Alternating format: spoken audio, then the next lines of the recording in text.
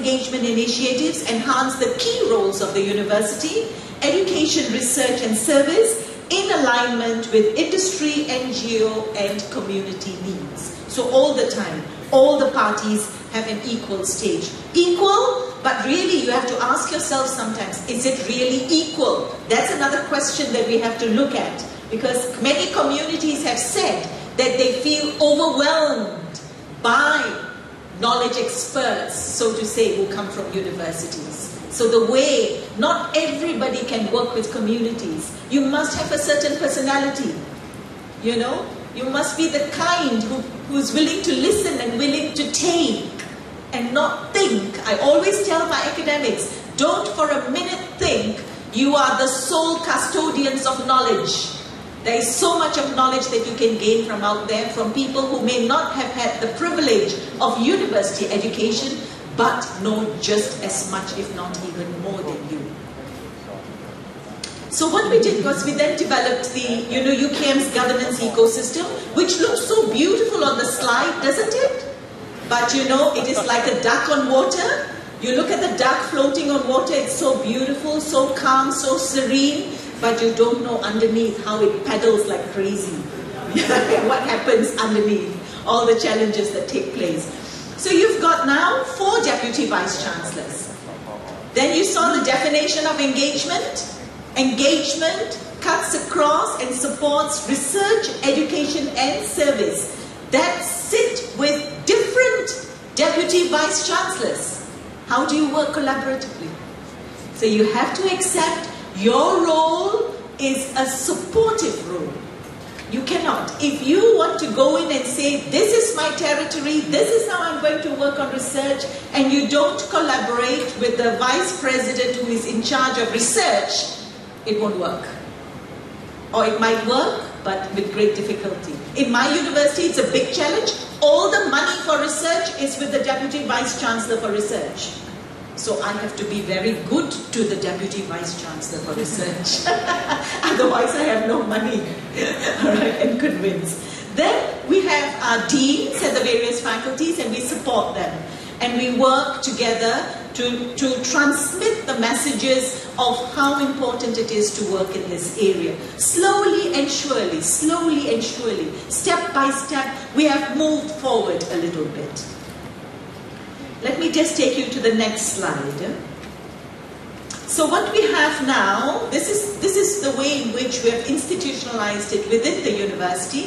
Through my portfolio, we have working with me very closely 4 offices altogether.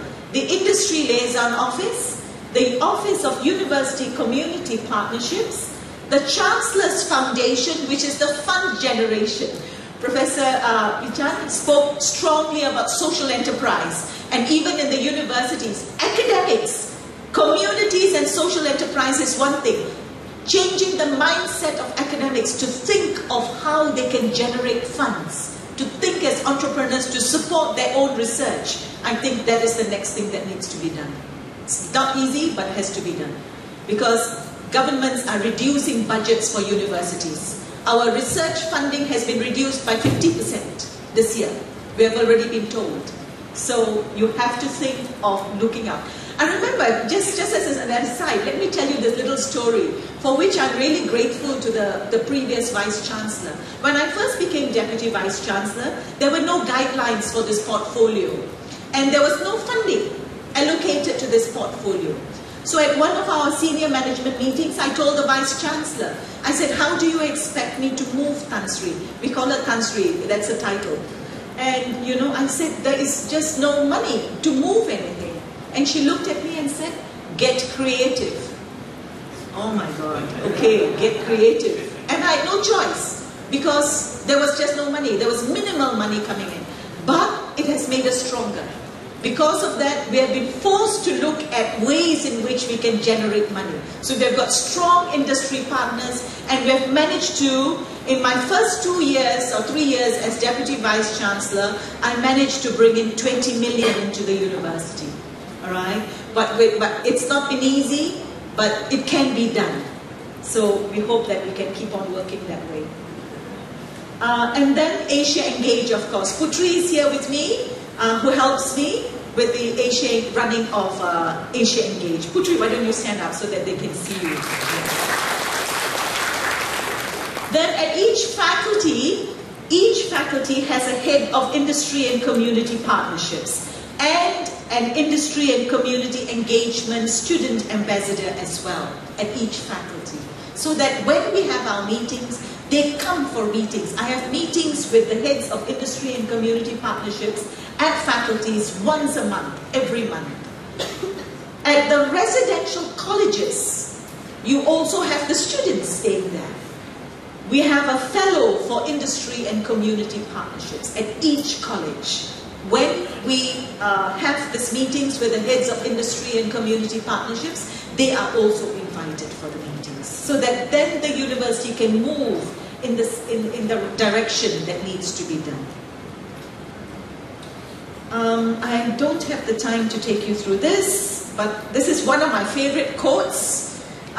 This is Sir David Watson. When I first became Deputy Vice Chancellor, I had the privilege of going to the UK, and he actually spent time meeting with me, and he gave me this advice. He said, just because you're Deputy Vice Chancellor doesn't mean that you can just issue instruction. He said, do not delegate and abdicate. You need to see the process of developing partnerships with external stakeholders through until they are ready to be implemented by the respective offices with clear guidelines, roles and responsibilities delineated. That's why I said my internal engagement is just as strong. I am a very hands-on Deputy Vice Chancellor. I work on projects with the academics at the initial stages and see them through, because sometimes, very often, it helps to have presence of senior management at those meetings. It provides them with the status that they need in some cases. Okay, I'll move this forward. All right.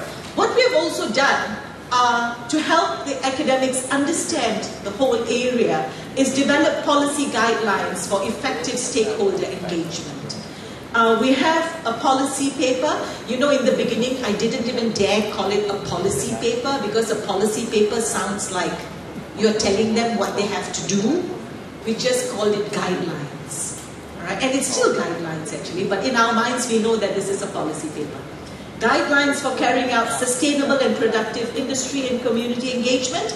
And in these guidelines, it's very clearly laid out how, at the chancellery level, how I work with the other Deputy Vice Chancellors, so that in turn, at faculty level, where you have the heads of industry and community partnerships, and you also have deputy deans for the different areas, they work together in the same way.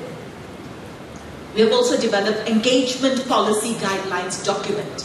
Some academics, you do not want them to work with community. It is best they work in the lab, all right, and work on their research.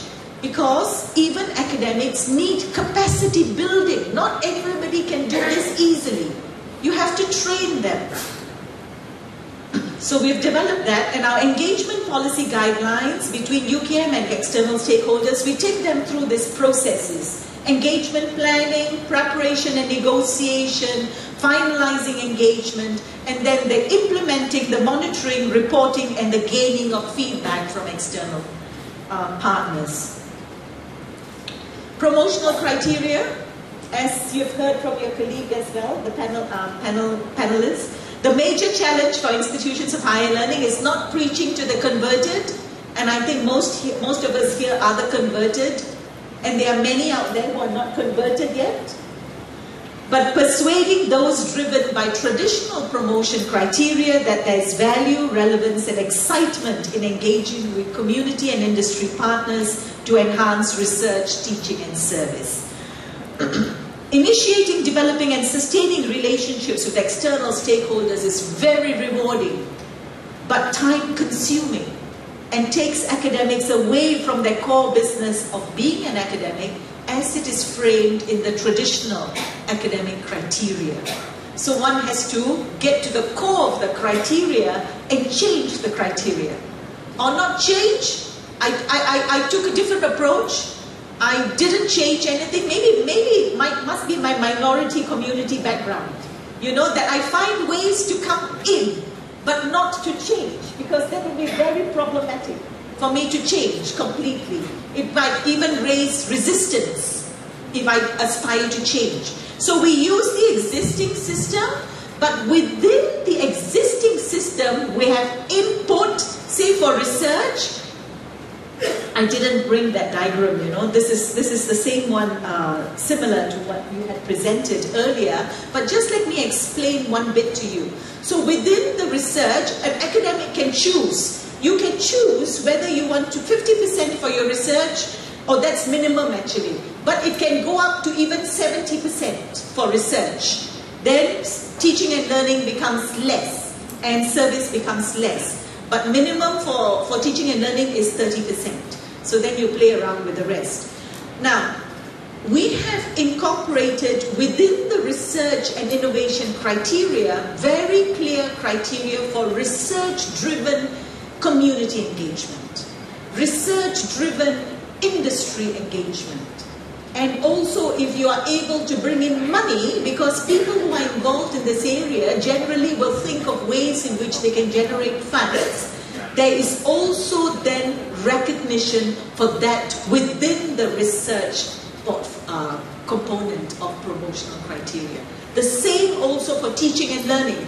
We have already instituted in teaching and learning, for the innovation part is regarded community engaged teaching and learning. Research-driven, industry-driven teaching and learning. So if you are able to show, and we have criteria worked out very clearly for that, and you are able to show that you have done that, you already have on so many counts potential for promotion, carrying out work with community. I don't have the time for this. I just want to go on now to Asia Engage. Dr. Silapon has explained to you what Asia Engage is, so I will not, but you know how it all started was when we started working on this area, then I found that there were so many invitations to share the challenges that we have undergone within the university with regards to institutionalization. So we felt that maybe it'd be good now to set up a regional network for us to be able to share all of this. That is how actually the idea of Asia Engage came out. We've got strong partners. I'll just tell you who the partners are. The Talwa Network is one of our partners. This is a network of over 200 universities around the globe. These are all engaged universities, and Talwa Network is based in the Tufts University in the US. Then the AUN, of course, the ASEAN University Network, given that we've got, we are the Secretariat for AUN, USR&S, the University Social Responsibility and Sustainability, and the ASEAN Youth Volunteer Program, which we are very excited about. And the next time we have it, we will definitely send it to PIAO University, because the inaugural program was highly successful. We had 100 youth from around ASEAN who come to us, and we ran the ASEAN Eco Leaders. That was based on the environment. But that's another story for another time. So with Asia Engage, what do? We had our first regional conference in 2012, and we have 71 Asia Engage members from 16 countries. So this is really encouraging, and we're working towards getting more on board as members. Then you must be wondering, so what's the big deal? What does Asia Engage do for you? We have our ASEAN University Network steering committee, and Dr. Palti, who is here, is also a member of the AUN-USR steering committee from Cambodia. And from Ateneo de Manila, we have Jimmy, Professor Jimmy, who is I'll introduce you in a minute, who is also on our steering committee, a tremendous resource, really amazing gentleman. And so what we did, one of the outcomes or the main outputs from the steering committee meeting was, we need help, or we're working towards the development of community engaged research. So I think it's very exciting if we can work at a regional level of making regional and spreading the good work that is being done in Thailand with regards area